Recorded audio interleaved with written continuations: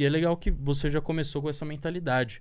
Então, você é adepto ao buy and hold. Então, Isso. hoje você mostra a sua carteira para o pessoal? Você tem algum quadro que você mostra que dá para investir com pouco, mesmo sendo menor? Antes de começar, você estava até comentando que você tem um vídeo mostrando as corretoras, os bancos que servem para menor de idade. E isso está ajudando muita gente, né? Como que é para quem está assistindo, que às vezes é mais novo, ou para um pai, uma mãe que tem um filho mais novo? Como que é esse processo da criança começar a investir, até mesmo com pouco, antes de ter seu trampo, mas já trabalhar essa mentalidade? E é lógico, vai ser muito benéfico, porque no longo prazo, você, por exemplo, vai ter mais tempo que eu e o Murilo para rentabilizar sua carteira e crescer seu patrimônio, né? Sim. Você tá aí uns 7 anos na frente, cara. Sobre a primeira pergunta da minha carteira, antes eu tinha um quadro que eu de fato investia todos os meses, mas acabava ficando meio, como é que eu vou dizer assim, eu acabava perdendo minha liberdade, porque às vezes eu tinha, sei lá, tinha uma queda na bolsa e como eu tinha que gravar o vídeo, eu acabava perdendo essa liberdade. Então eu mudei agora, eu fiz o seguinte, de tempos em tempos eu vou postando como é que vai minha carteira e a evolução dos dividendos para o pessoal entender que de fato não é do dia pra noite que você vai ter uma explosão na sua carteira. Então, sei lá, desde que eu parei a série até agora, minha carteira subiu 5%. Não foi algo estrondoso, assim, em 3 meses. Então, sempre é o foco a longo prazo, que nem você falou. Eu sou adepto ao buy and hold, pode-se falar assim, mas a filosofia, de fato, que eu sigo é o value investing. Assim, mas claro, nunca a pessoa vai seguir uma filosofia de investimentos que é isso, arrisca e pronto. Não, assim... na minha carteira eu busco ter várias estratégias que eu vejo que fazem sentido para mim. Eu invisto tanto em ações que eu vejo ali um valor acima do preço que ela tá agora. Então, que aí no caso é o Value Investing, que muita gente, pessoal, acha assim, Value Investing é você comprar uma ação que tá muito barata no mercado e quando essa ação subir um pouco, você vende. Como se fosse um preço da validade da ação. Então, sei lá, tinha muita gente dizendo, eu via muita gente dizendo assim, Matheus, como é que você adapta o Value Investing e não investe em Oi, por exemplo? Mas não é bem assim, é você investir em boas empresas que muitas vezes têm um valor acima do que o mercado está colocando agora.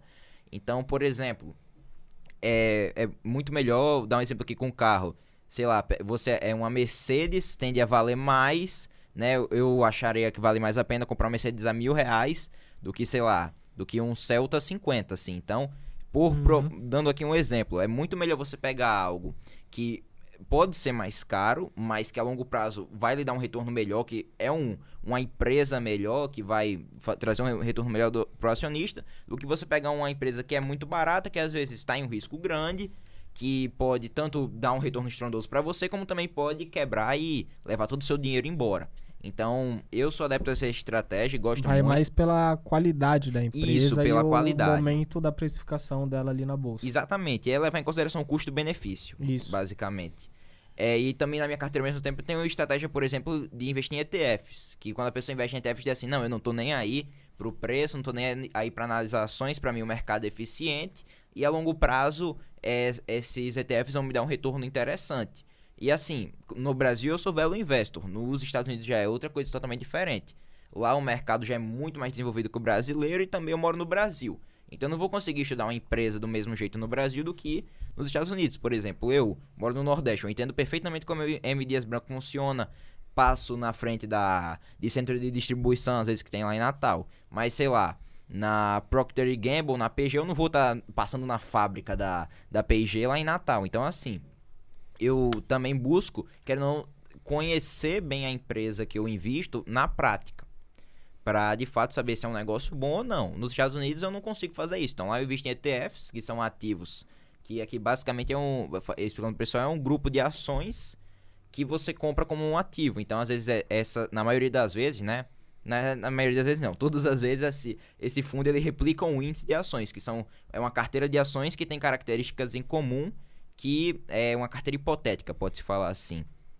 E sobre a outra pergunta do investir em mentalidade, é simples, o pessoal acha que às vezes é muito burocrático.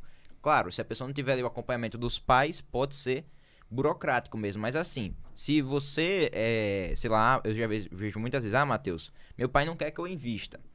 Pô, é só você falar pra ele, pai, você tem que explicar também pro seu pai, né, que muitas vezes, querendo ou não, o Brasil é um país onde na educação básica não se fala sobre investimento, sobre educação financeira. Então, de fato, muitas vezes, que nem foi o meu caso um pouco. Claro, meus pais já não eram totalmente ignorantes, né? Eles já, às vezes, tinha um amigo que conhecia, que investia na bolsa, tá? Então eu cheguei assim, ó, pai, e pra minha mãe também, eu quero investir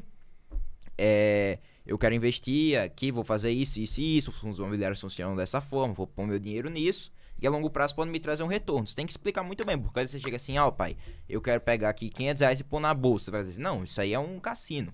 Então, o primeiro ponto que eu falo aqui antes de ir pra prática, fala com seus pais e define de fato, explica pra eles como funciona, porque muitas vezes você pode até influenciar eles a investir junto com você. Sim. Então, tendo o apoio dos pais vai ser muito mais fácil. Porque depois você vai ter que abrir conta em banco no seu nome, caso a pessoa queira investir no seu nome também. Que aí tem duas opções. A pessoa pode fazer tudo no nome dela, sendo menor de idade, ou então no nome dos pais. Em qualquer uma das duas formas, você vai ter que falar com seu pai. Porque na primeira, você vai estar usando o nome dele. Na segunda, você vai precisar das assinaturas, dele dar autorização e tal. Então, assim, o cara primeiro vai ter que abrir uma conta no banco, no nome dele, caso ele opte por investir no nome dele. Então, vai ter que ter lá, querendo ou não, na maioria dos bancos, creio que não tenha nenhum banco que abra conta para menor de idade que não necessite de autorização dos pais. Então, a autorização é só uma assinatura mesmo. Então, abrir uma conta no banco, vai para uma corretora. Aí, cada corretora tem um processo diferente para abrir conta para menor de idade. Mas, no geral, vai ser só um documento que você vai pôr seus dados e no final você assina, o pai assina, né, e manda isso para a corretora. E a corretora vai lá e aprova a conta. É bem simples. De resto, não tem nenhuma restrição. Claro, tem restrições assim, se a pessoa for fazer uma operação muito avançada, a pessoa não pode se alavancar, quer investir com, mais ou menos, pegar dívida com a corretora para você fazer uma aplicação. Um cheque especial. Isso, o cheque especial da bolsa, pode-se falar assim. Não pode investir, não pode fazer operação alavancada, nem operar no mercado futuro, ou seja, fazer operações com opções. Não pode operar opções. Isso, exato, não pode fazer operações que querendo ou não, podem envolver um risco muito grande. E às vezes a gente, como é menor de idade, pode acabar não ter noção desse risco e acabar fazendo alguma besteira que tenha que, sei lá, dar dinheiro para a corretora porque perdeu e não tinha garantia suficiente e tal. Então, querendo ou não, faz um pouco de sentido desbloquear essa operação, mas sei lá, investir em ações e fundos imobiliários, renda fixa, é tudo tranquilo e qualquer um que é menor de idade consegue fazer. Cara, no livro A Psicologia Financeira, né, tem um capítulo que fala, vamos dizer assim, o que fez o Warren Buffett ter o patrimônio que ele tem hoje. E muitos, né, inclusive eu achava isso também, que era simplesmente a rentabilidade dele mensal ali, né, no longo prazo de 22% arredondando. Sim. E lá demonstra que não é esse o fator principal, não que isso deixou de influenciar, mas sim que ele começou a investir desde cedo, né? Então, quando você falou que começou, né, desde os 11, 12 anos, a cuidar da grana, fazer seu primeiro investimento, eu lembrei muito desse capítulo, porque ele compara com outro investidor, né, que é de uma gestora de investimentos, e que também teve grandes resultados na bolsa, inclusive numa rentabilidade maior que o próprio Warren Buffett, né, chegando até 50% em média.